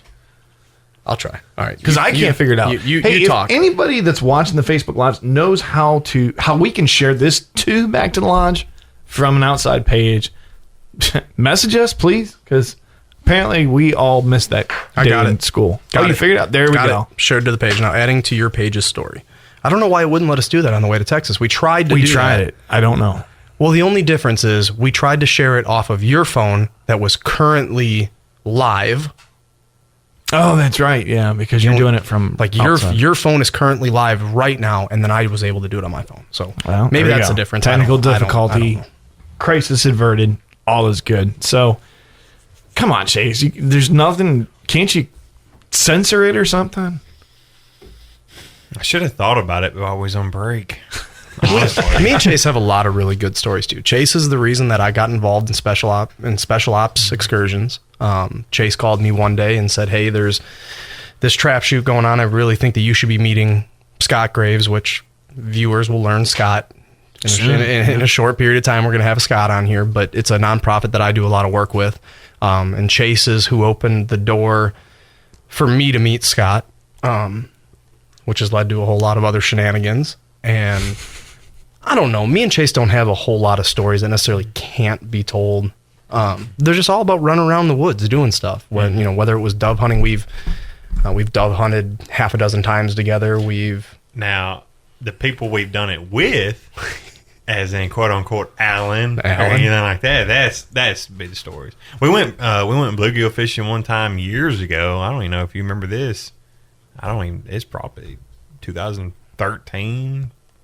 Could have been something like that. Mm-hmm. And we caught all those fish in the watershed one time. We caught more than we should have. Yep. Yeah. Yeah, we caught good fish that time. Mm-hmm. The first time I ever went spider rigging was with you. I almost said Spidey rigging. We've been, Chase introducing me to spider rigging. He introduced me to this live scope. Every time my dad comes down, he takes my dad crappie fishing, which is a highlight of my dad's year every year because we crappie fish all the time in Wisconsin, but a good Wisconsin crappie is 3/4 of a pound, 16-inch fish. And, Chase has helped my dad put a 2-pounder in the boat. Mm-hmm. And just to see a fish that my dad knows and that I knew my entire life. My entire life I have caught crappie. Mm. But then to see your first 2+ pounder is almost mind-blowing because you didn't know that fish could do that. Mm-hmm. So, and obviously they even get bigger than that. You go to Sardis and... Yeah, now you go to Mississippi. This is nothing compared to what's down even further south. Texas, where y'all is at. Yep. Those places. So... Well, we've done a lot of stuff. We've ran around, did a bunch of things. We've duck hunted, I don't know how many times, how many different blinds, how many times we had a crockett hunt one time. Me, you, and Reed. And shout out to Reed if he's listening, Braxton. And that's when Reed claims that he killed like 5 out of one group when obviously he probably didn't. He's probably going to jump on live. and that was a fun hunt. And you actually drawed that, and we all took y'all out. We had an opening day hunt. We actually took you on an opening day hunt one time. Me, Reed, and Alan. We got so cold one day down at 100 Acre that we the backfield that we started a fire. Remember that? That's been I've growing up. You ought to see the group I've hunted with. My goodness, you want to hear some stories? That ain't nothing. I've seen a boat motor fall off a boat. Down there. That's pretty funny. Back it up. Now, speaking of that. So and that was Braxton. So we had a boat motor fall off the boat, and we actually drove all the way to Louisiana that morning. I forgot you was there for that. Yeah. Good gosh. Yeah, it was when. Were you still working at the Valve then? I don't know. I think I was. I know Naylor and Derek picked it up by themselves. Yeah. Shout out to them. Yeah, well, Naylor, he could have picked the whole boat, trailer, truck. It's a big boy. Yeah. Anyway. Yeah, we was doing stuff that we shouldn't have been doing that morning. Yeah. Yeah. I didn't even realize you'd been all those adventures. Yep. Fished a brim bash with you the year after you took second. What did you take that year before? I ain't never really dig that good in brim bash. Fifth of 1 year, which is very hard to do. People don't realize that. Oh, 5th place, man, you suck. That's pretty good considering you're facing the people that you're facing down there. But were you there? You were there the night that we found the Grinnell hole.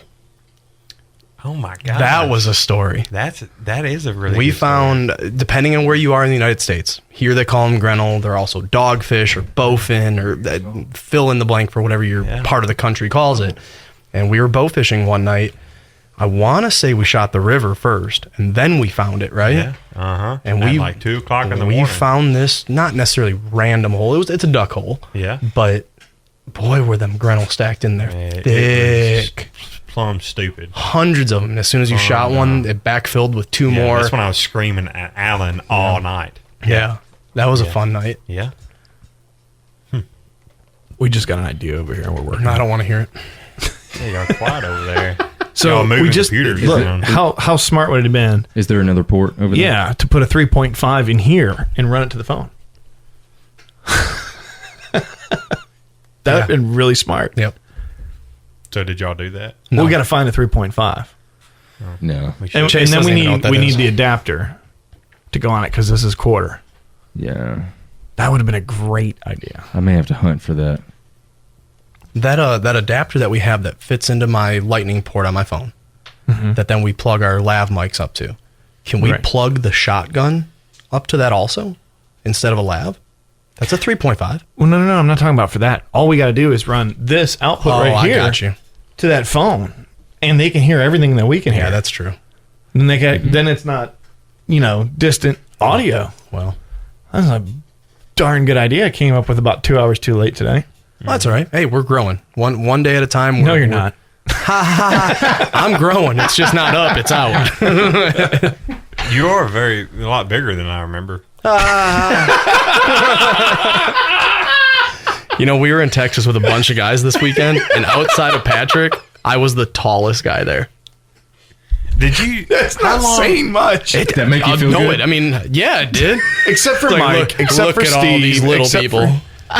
There's at all only these- 2 people shorter than you. Get on my level. And what was? Then how tall was you compared to them? Way tall. I mean, you must. I had a duck going into the living room. Yes. No B. I had a duck. You hit your head on the fan I didn't hit my I'll- head. I don't think I did. out on the patio. Oh, out front? Yeah. Yeah, I hit my head on that. Yeah, you hit your head on that. That's why he has But no the hair. ceiling Cut fan all the hair wasn't off. was about to running. say, did I it mean, but I shave did you? hit my head on it. Yes.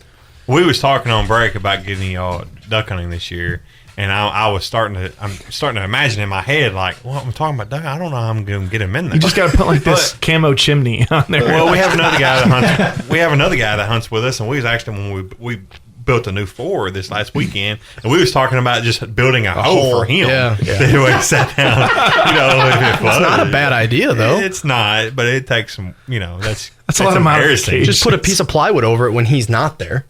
I mean, you put a Yeah, booster we're seat talking- in for Matt. Talking pretty redneck now, but it worked, Nothing wrong with that. and and build his up. Yeah. I mean, I just thought build about it just up. going and buying one of those like tree costumes from, Halloween store. Put it Just on you? Stand outside. Yeah. That would be kind of funny. I mean, my shotgun's camoed, so I just have to wear the tree, right? So Yeah, but like I said, it'd be 2 of y'all because we have another guy that's probably tall. I'd say taller. it'd be my It is- luck. A dove would fly over and Dove? land in the tree. I hope it Duck. Duck.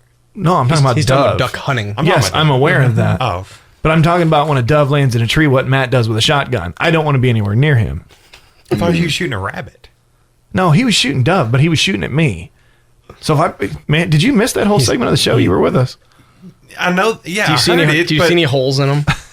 Yeah, Hey, maybe he's going to learn that I was trying. but you did bring out. I get what you're saying. But he did bring out a rabbit. Exactly. So he wasn't shooting. He proved that he wasn't shooting at you. The rabbit was separate from this incident. Because I was about to say he definitely didn't chase it down. No, the Look at rabbit him. was after he took about 3 shots at us. Like, there's good friends and there's great friends. The good friends, you get shot. Great friends get close. You're going to talk about a story. We was working one night, and they made fun of me because I couldn't run faster than a possum. Oh, that is true. Oh, I forgot about that story. So you want to talk about a story? Naylor was 4 times as fast He as you was that night. not. Yes, he was, Chase. No, it was not. It was like 2 o'clock. We worked nights. What do you It mean was the not. possum? Let's go back to that. We have a break here. So me and Chase We worked. can't We worked say third what we was shift. doing to the possum. We're just trying was to get Matt? rid of it. Me and Chase used to work third shift at the same factory. And at break, you'd step out back and hang out back. There's a little picnic table back there, but it's dark, obviously, third shift. And me, Chase, and Naylor were sitting there one night. We heard a little noise. We turn around. There's a possum creeping up on us. It wasn't, 5 yards from us when we finally saw it. It's probably farther. I don't know. And Naylor and Chase decided that they were going to chase it down. So I watched Naylor stand up from the far side of the picnic table. Chase is on the near side of the picnic table. And by the time they got anywhere near the possum, Naylor had beat Chase by 15 steps. It's not. It was 15 out of I let him go ahead and go. I felt bad for him. He's never had that much. I've never been a runner, ever. I will admit that, but I can beat you. We'll have Facebook Live of us racing down the We can road. make this happen. Yeah. Well, we might have to. you That's ain't, not. you ain't going to beat me. I might. Yeah, if I fall. Depends on what's in front of me. If I fall. I can. Well, that's true. We're gonna do it in rocks. Or, I don't know. Hopefully not. We can MC that. Oh, I'm down. There was an old strategy where you just follow him in a car with a can of pepper spray. So you don't have to be fast. You just have to be faster than the guy in the back. I haven't ran more Oh, than yeah. 15 feet in 15 years. Oh yeah. So his odds might be better. And we could be I was an odds maker. we could sound like those pro guys. Like, looks like Matt's coming up in the rear. Like, That's pretty You do that. He just got it. Man, Takes I Chase got it. I got it. Don't worry.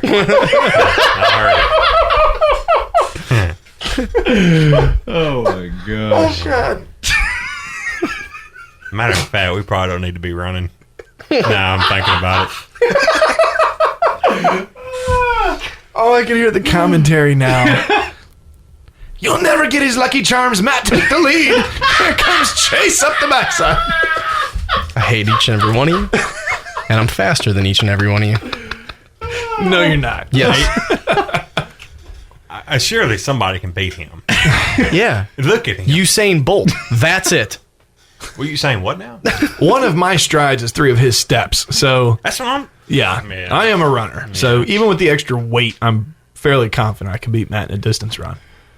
Oh, distance? Yeah. Absolutely no doubt. Yeah, we're not you will talking beat 20 me. yards. No, absolutely no. Look, I couldn't. Me and my wife, we decided during the quarantine stuff that we were going to start doing some workout stuff around the house. That was Walks, because you jumped jogs, off the boat and saw your stomach. Whatever. I'm not going to get into that. But I realized very quickly that I can't run distance. It's not honestly a 40-yard dash. I'm gonna have to sit down for 20, 30 minutes. Oh, I'm not saying I'm not sitting down. So any kind of distance, I hope you beat me. Because if you don't, that is a problem. Honestly, I thought when he was saying that he was going to say, absolutely, I can beat you. And I No, said, not I was a starting distance. to nod my head. I'm like, nah, hold on. I mean, somebody's going to be chasing after me with an AED. That's for sure. Because they're going to have to shock me back into rhythm when I fall. But, and of course, eating crap like this isn't helping, but trying to catch up. Yeah. You trying to take a break, Matt? Yeah, let's take a break. Matt has to take a potty break. You're listening to Back to Lodge on 100.9 The Farm. Get up. Woo! Look at there. This moment was brought to you by Higdon Outdoors, a leader in the waterfowl industry for over 25 years. Check us out at HigdonOutdoors.com. Higdon Outdoors has been helping waterfowl hunters make the most of their time in the field for over 25 years. We are a family-owned company, and we're proud to serve duck and goose hunters just like you. We make high-quality, innovative decoys and hunting products that you can afford, helping you focus on what's really important. Check us out at HigdonOutdoors.com. Innovation, quality, customer service. That's Higdon Outdoors. Get real. Get Higdon. This country was born to believe in something larger than itself, a belief that the citizens within it could accomplish anything. From defeating an empire to sending a man to the moon, we built cities, formed the land, and through this an original spirit was born. It has forged friendships, been celebrated, and at times been the cause of debate. We might not always agree, but there is one thing we can all agree on: love of country and love of a fine bourbon. America Bourbon, vet-owned and made proudly in the USA, available nationwide at most leading retailers and at americabourbon.com. 100.9 The Farm, and we are back to the lodge. We are in our last segment of the video. We got the Facebook Live going, kind of. Turn the phone. It's been an absolute epic fail on the last quarter. We thought we found the right audio plug to make this work, and let's just see. Yeah, it didn't work. It didn't work. So we're just going to pass the phone around. That's probably the best way to do this, because we're still working out the bugs before Nick has a big project on his hands. So in any case, hi, Chase. What's up? Wish you had the camera on him for that. I know. I got to work that out here. So we'll just pass around the phone. Everybody can say hi as we're doing our last little live here in the studio until we can get the new cameras up. You would know I if just wave at a camera. Matt's used to being passed around. What's up, Facebook Live? Yeah. There we go. Chase, tell me a little bit about this trip that you were on 2 weeks ago. Was it 2 weeks? Something like that? We took a trip September, first week of September for dove season. We go up every year. Some of the guys that duck hunt, we all duck hunt together. We've been duck hunting a long time, and we went up to Indiana. I'm not going to tell you the exact place because I don't want anybody up there bothering them. But no, it's just this farmer and these guys that they let us come up there and hunt every year, and it's watermelon fields. And that's not something you think here in Tennessee, and it's quite a... Well, it's for sure not something that I would, before knowing you and your adventures there, I would have never have just closed my eyes and said, hey, where do I want to go hunt doves? watermelon fields. Yeah, do not ask me why. Yeah, I don't put those together. We have talked about it. We don't know. It is unreal. I mean, but it's the farmer that's just up there. It's just operation. I mean, they pick these watermelons and they have a big crew, and then they have a big farm then they go around the country picking different farms, every throughout the year pretty much, and it always falls in September in Indiana. And I don't know if there's doves like that anywhere else in the world. Argentina, maybe. Gosh, I mean, you can't. I'm not going to say how many we killed. I mean, I'm just not going to get into that. But big shout out to the farmers up there that let us go up there and hunt every year, because it's really fun. SMP watermelons. SMP watermelon. And they let us go up there and have a blast, and I couldn't be more appreciative. Chase said we're not allowed to go. Absolutely not. He just said that. No, it's a private thing, and you're not invited. How's the melons? You can just go out there and pick them. If you get hungry, you got thousands of watermelons, and they don't. You only pick like a quarter. I don't even know if it's a quarter of the field. Honestly, Really? They leave that many behind. That's not good. Mm-hmm. Well, those things are good to me. Yeah. I mean, they're fine to me. They're just not good for the market. Right. They probably wouldn't have made it to market. Right. So you're like, oh, this field's already picked. Well, there's 50 million watermelons left. What do you mean? They're not good. And them guys can pick them out. They can. And that's a job that you do not want. It's picking watermelons all day, leaning up, throwing them in a bus. They have these buses that... I don't even like tying my shoes, so yeah. I get it. I get wore out watching them. I couldn't imagine. And I feel like a bum up there because I'm just shooting doves, and they're working. Man. That's why I appreciate it very much going up there, and that's why you're not allowed to go. I'm going to ruin his little happy place. Although it would make such a great video to see Matt running through the watermelon field and busting his butt. We had some stories. I don't know this why year. I like seeing that with you. But. There's some stories every year. That's a man's trip that does not have to be brought back to Tennessee. Do you see how he looked at you and said that? Yeah. Yeah, it's a man's trip. And you're not invited. Every woman listening to this show right now. No, I would love to have everybody. It's so fun. That's one thing that everybody needs to experience one time is shooting a dove watermelon field. Yeah. If you ain't done that, you need to check that off your So when the dove, is wounded and lands on the watermelon, you have to take your second shot. You're pulling basically a Gallagher. Like shooting the watermelons? So if you get frustrated, you just lay down and shoot a watermelon. It takes a lot of frustration out if you just shoot a watermelon. We tested that this year too, because I always wanted to shoot one. It really does explode. I'm not gonna tell people how long you were up there, so that they can't do the math and they also can't figure out how bad of a shot you are or good of a shot. But how many rounds did you go through? You could just be a really bad shot. Do you know what I mean? I could. Yeah. So how many? I brought 14 boxes with me, and I have none left. Now I shot 10 boxes in one day, a case in one day. Chase sent me a video while he was up there and says, "Do you know what you do when you run out of shells? You throw a Coke can at him." And a dove was flying by, and he threw a Coke can. I got close to it. He got close. I got it on video. I got really close to it. Oh gosh, that's very good time. I don't know why people don't plant watermelons down here. Like, what are we doing? And they say like a cantaloupe field is even better. Really? Yeah. I don't know where to find them at. Way down south. I don't know. I have no idea. I would have guessed that watermelons were further south. Who's the Ross Chastain, the watermelon driver for NASCAR? They called him the watermelon farmer. His family owns all the watermelon he throws the watermelons down. Where are those at? I bet there's some good dove hunting there. Like, where's his family on them? Yeah, I didn't know anything about his family. I didn't even know his family owned a watermelon farm. I thought it's like one of the biggest in the country, apparently. I thought he just got watermelons from the store. You know what? Well, not anymore. He went to a different team, but Poteet was known for strawberries. Yeah, strawberry capital of the world. I'm wondering if that has any bearing on the dove population. I don't know. It would make sense.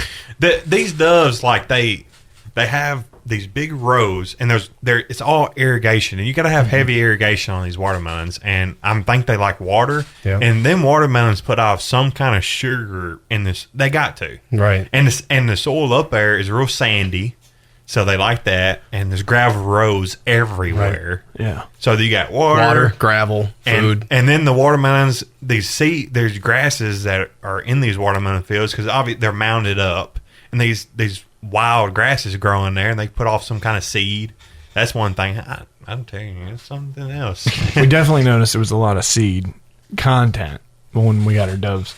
But if the fruit has bearing on it, then it makes sense. Whose phone's sitting over here? That's mine. Oh. Did you set it here? Yeah. Oh, okay. I'm like, a cell phone just appeared in front of me on text message. I'm like, I don't have iPhone. I asked Matt, if you went down to Texas, y'all didn't go teal hunting. South Texas, and y'all didn't go teal hunting. One of the main things I would even be going to Texas for. It hasn't really been on my radar. No, and it wasn't either. Until Chase brought it to my attention, I remembered that. But the ranch we were on definitely has water, but it didn't have a lot. Well, it didn't have a lot of water. Like the pond that we were hunting right next to for doves, because like you were hinting at, doves like gravel, they like water. So we were hunting on the edge of a gravel bank pond, and then they had some type of that wild weed. I don't remember what that wild weed was that they have growing right now, moss. but it blooms, and then whatever. It had all three: food, water, gravel. And the pond was probably an acre. And cattle. And cattle. Not forget cattle. Don't shoot the cattle. But the pond was what, acre and a half, something like that. Yeah, give or take. And that Not was very deep. probably the biggest piece of. We didn't see the entire ranch. We saw a lot of it, but that was for sure the biggest water. You could stand up in it. Yeah, it was the biggest water on the ranch. So I mean, there just wasn't. I don't think there was. I mean, I don't know. There might be around there. We didn't see any. Saw no fast flyers. None of them. So yeah. Well, that's what it's known for is down there this time, like South Louisiana and stuff. Well, it's like we saw 3 different doves. We had split tails, morning or scissor tails, morning dove. We had white wing, and then collared. Is that the other one? So we had all 3 of those. That was cool. But no, I didn't see any ducks of any sort. Yeah, none. But see, when I saw the white winged, I didn't shoot because I wasn't 100% sure. And that's one of those ones where it was like 1 out of every 20. So when I saw the white wing, I'm like, no, I'm not going to shoot that. And then Matt got one. I'm like, oh yeah, it is a dove. So I let a few go. But well, I'm never dove hunting in Tennessee ever again. I just go there. Yeah, that watermelon field. Yeah. You get good breakfast. Just pick your watermelon fresh out of the field. I know a guy who has an absolute slain duck season hunting rice paddies. Well, that's rice. That's a big thing. Arkansas, Missouri. That's a huge thing. So he's very successful in northern Louisiana. Speckled bellies. That's a big thing in northern Louisiana. And rice fields, specks and snows.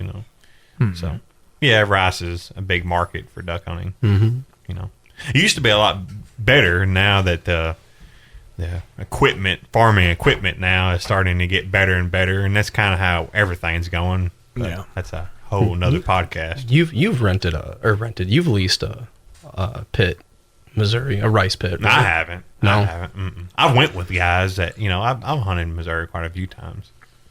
So it's dirty, wet. I'm not necessarily. I'm more of a country club hunter.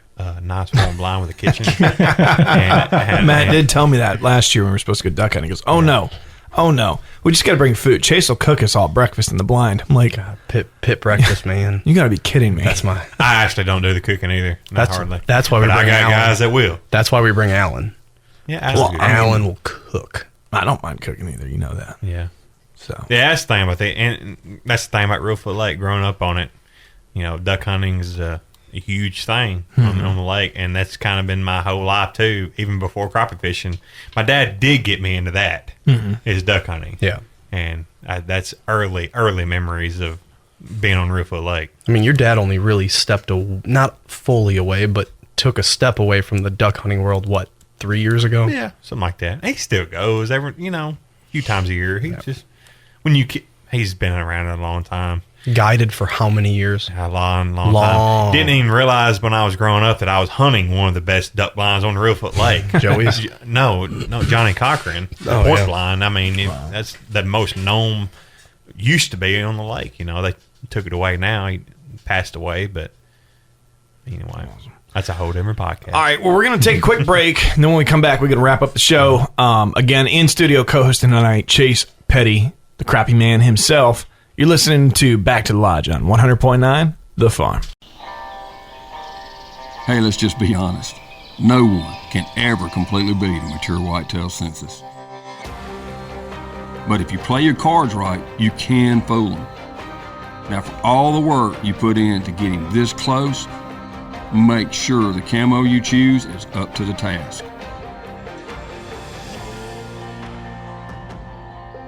Mossy Oak, made for moments like this.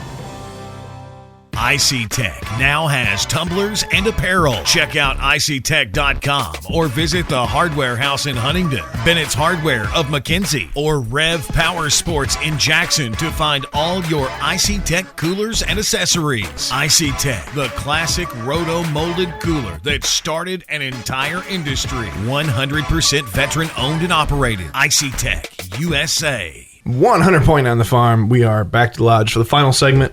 Is we're getting ready to wrap up week 8. 2 months in the books. Jeez. That's crazy. 2 months, man. Gone by. Nick, you went from a stranger to our punching bag in 2 months, man. You did great. Oh, less than that. Yeah, wait for the next evolution of that. It's Nick on a stick. I think who's that ventriloquist? He's got that. Jeff Dunham. Yeah, he's definitely already got that locked down. That's exactly what I was thinking earlier in the show. I just don't want to say Jose that. Jalapeno on a stick. Yeah. We've been eating jalapenos. Yeah. Yeah, you definitely would give Jose a run for his money, Nick. Especially with the snake. Yeah.